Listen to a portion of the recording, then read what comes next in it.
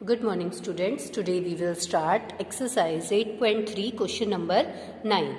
Find the amount which Ram will get on. देखो आपको क्या बताना है, find the amount जो कि राम को मिलेगा, कब मिलेगा, ऑन रुपीज कितने रुपए पे, 4096 रुपीज पे, if he gave it for 18 month. तो ये तो आपका प्रिंसिपल हो गया, इतनी मनी है और उसने 18 मंथ्स के लिए जो है वो दिए हैं, यानी कि टाइम पीरियड आपका 18 मंथ है एंड 12 एंड 1/2% पर एनम, यानी कि रेट ऑफ इंटरेस्ट जो है वो 12 एंड 1/2% हो गया। तो कहता है interest being compounded half yearly, और आपको क्या लेना है, जो इंटरेस्ट है वो क्या लेना है, हाफ ईयरली लेना है। हाफ ईयरली लेना है तो मतलब 18 मंथ्स हैं, तो 6 मंथ्स के आप देखते हो, या इसको पहले ईयर में बना लो। देखो हम इसको किस तरीके से करेंगे देख सकते हैं आप लोग। देखो जैसे कि मैंने यहाँ पे लिखा है प्रिंसिपल की जो वैल्यू है वो हमारी कितनी है, 4096 रुपीज। ठीक है, रेट ऑफ इंटरेस्ट 12 एंड 1/2% था, 25/2 हो गया, 2 12 24 प्लस 1 25% हो गया 2/2। ठीक है, टाइम 18 मंथ्स था, हाफ ईयरली पर एनम बनाएंगे तो बेटा पर एनम यानी कि वार्षिक है, एनुअली है वो चीज, तो उसको ईयर मंथ को ईयर में कन्वर्ट करेंगे तो 18/12 हो जाएगा, जो कि हमारा 3/2 आ गया, 3/2 ईयर्स। ठीक है, अब आप एक चीज का ध्यान रखना, जब आपको हाफ ईयरली पूछा गया है तो अमाउंट का फॉर्मूला क्या रहेगा, amount is equal to P into 1 plus R/2 into 100 and the time value is 2T। ठीक है, टाइम को 2 से मल्टीप्लाई कर देंगे। अब देखें प्रिंसिपल की जो वैल्यू थी ये हमारे पास थी 4096 rupees and 1 plus rate of interest हमारा 25/2 और ये 2 ऑलरेडी है तो 4 इंटू 100 हो गया। ठीक है, और 2 इंटू 3/2, इस 2 से ये वाला 2 कैंसिल हो गया, यहाँ पे पावर जो है वो 3 में हमारे पास रह गई है। ठीक है बच्चों, 25 1 जा एंड 25 4 जा, तो ये हमारे पास हो गया 4096 multiplied by 1 plus 1/16 raise to power 3। ठीक है, 3 हाफ बनेंगे 18 मंथ में। और अब यहाँ पे देखो ये 4096, अब इसका मैं एलसीएम लेके सोल्व करती हूँ तो ये 17/16 एंड इंटू में 17/16 इंटू 17/16। ठीक है, इस तरीके से हमने किया। अब हम क्या करेंगे, इसको कैंसिल आउट करके देखते हैं। अगर ये पूरा हो जाता है बहुत अच्छी बात है, अगर नहीं भी होता है तो हम इसको देख लेते हैं कि किस तरीके से करेंगे।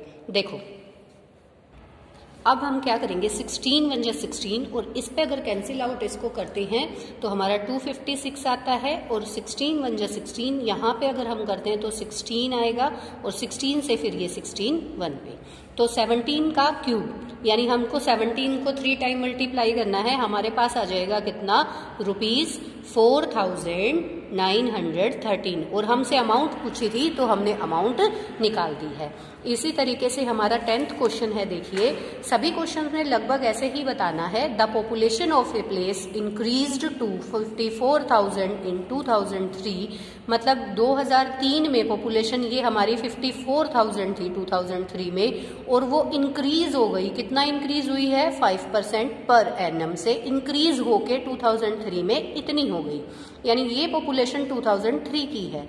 तो आपसे सबसे पहले पूछा है कि 2001 की बताइए आप, तो 2001 की हम बताएंगे। इट मीन्स देखो मैंने कुछ इसको सोल्व करके ऑलरेडी रखा हुआ है, आप देखिए पॉपुलेशन, जो पॉपुलेशन 2003 में है वो कितनी है, 54,000। ठीक है, 54,000 है, और रेट ऑफ इंटरेस्ट 5% है।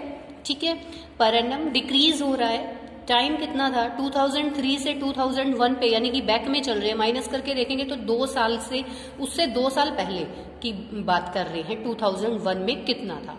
तो हम क्या करेंगे, इसको जो ये हमारा पॉपुलेशन 2003 में था इसको ए मान लेते हैं, यानी कि ये मान लीजिए अमाउंट की जगह पे आ गया कि अमाउंट बन चुकी है ये पॉपुलेशन इन 2001, यानी कि वो प्रिंसिपल की जगह पे आ गया, वो हमें बताना है, और टाइम जो है वो 2 ईयर्स है। ठीक है, तो हमारे पास अमाउंट का, हम अमाउंट वाला ही फॉर्मूला यूज करके इसके अंदर और सारी वैल्यूज को सोल्व करेंगे। तो देखो किस तरीके से हो जाएगा, ये amount P into 1 plus R/100 raise to power T, तो देखो अमाउंट की जगह पे तो मेरे पास क्या आ गया 54,000 इक्वल टू P इंटू में 1 + 5/100 (2). तो 5 से ये मैंने कैंसिल आउट करके 20 लिखा यहाँ पे। 54,000 = P इंटू में 21/20 एंड 21/20, क्योंकि ये 1/20 था, एलसीएम लेंगे 21/20 हो जाएगा।